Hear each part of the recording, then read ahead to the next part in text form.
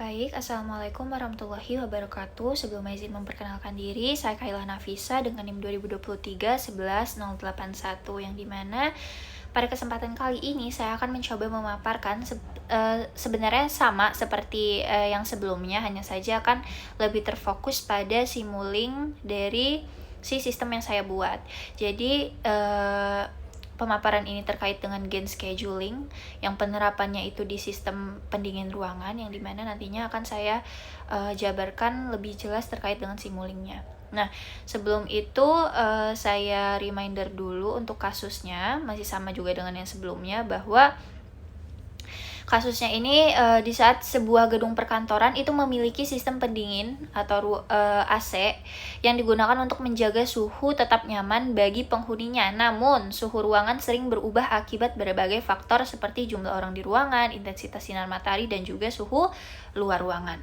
Nah, jadi jika sistem pendingin ini menggunakan controller dengan gain yang tetap, maka performanya itu tidak stabil. Misalnya, saat suhu terlalu tinggi, sistem itu merespon terlalu lambat, jadi ruangan lama dinginnya. Lalu untuk saat suhu hampir mencapai set point, sistem malah overshoot, jadi dia akan over dingin gitu, terlalu dingin. Nah, untuk mengatasi masalah ini digunakanlah si metode gain scheduling ini, yang dimana untuk pemaparan gain scheduling sudah kita lakukan di video sebelumnya. Jadi untuk gain scheduling ini menyesuaikan nilai dari gain controllernya secara otomatis berdasarkan kondisi suhu aktual. Contohnya saat suhu jauh di atas set point, misalnya 30 derajat, sedangkan target kita itu 24 derajat Celcius. Jadi gainnya itu tinggi kan, jadi aksi pendinginnya akan lebih cepat. Nah, saat suhu mendekati set point, misalnya 25 derajat Celcius, sedangkan target kita tadi 24 derajat Celcius kan, jadi gain menurun.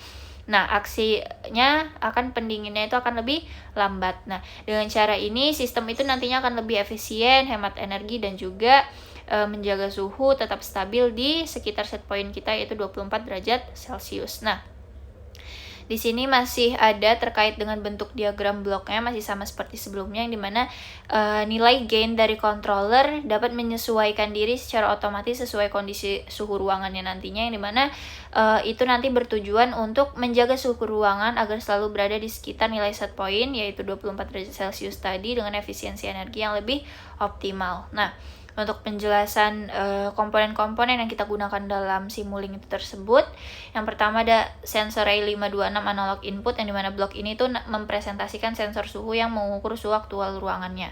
Lalu ada gain di sana, yang dimana kita ketahui fungsinya itu untuk mengubah skala sinyal masukan agar sesuai dengan satuan fisik suhunya. Lalu ada konstan, yang dimana merupakan nilai referensi suhu atau set point, misalnya 24 derajat Celcius tuh. Nah, sistem itu nanti berusaha untuk mengatur kerja pendingin agar suhu aktual itu mendekati nilai si set point-nya itu.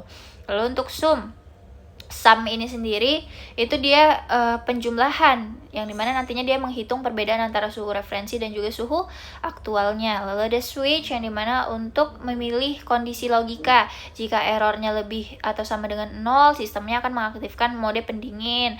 Jika errornya kurang dari 0, sistem mematikan pendingin. Dan juga blok ini juga nantinya memastikan sistem hanya bekerja bila suhu ruangan melebihi si set point-nya. Lalu ada saturation, yang dimana ini nanti membatasi nilai sinyal kendali agar tetap dalam rentan yang aman.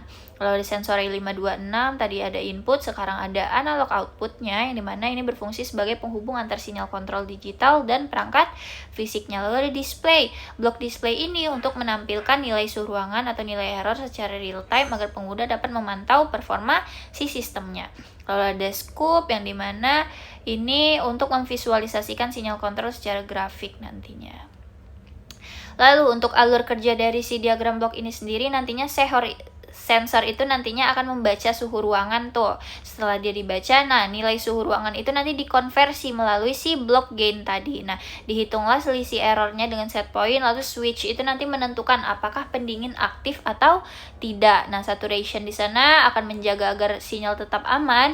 Lalu hasil kontrol dikirim ke aktuator, pendingin melalui analog output. Lalu display dan scope nantinya akan memantau hasil sistem secara visual. Nah, adapun kesimpulan dari pemaparan saya terkait dengan Simulink diagram ini, gen scheduling ini memungkinkan penyesuaian otomatis nilai gen berdasarkan kondisi suhunya. Lalu sistem menjadi adaptif, mampu menyesuaikan respon terhadap perubahan suhu lingkungan, dan juga hasil yang kita inginkan suhunya bisa stabil, tidak overshoot, dan energi itu nantinya akan lebih hemat dibandingkan kontrol konvensional. Jadi itulah yang dapat saya sampaikan terkait dengan penjelasan Simulink dari gen scheduling pada sistem pendingin ruangan ini. Lebih dan kurangnya saya mohon maaf. Wassalamualaikum warahmatullahi wabarakatuh.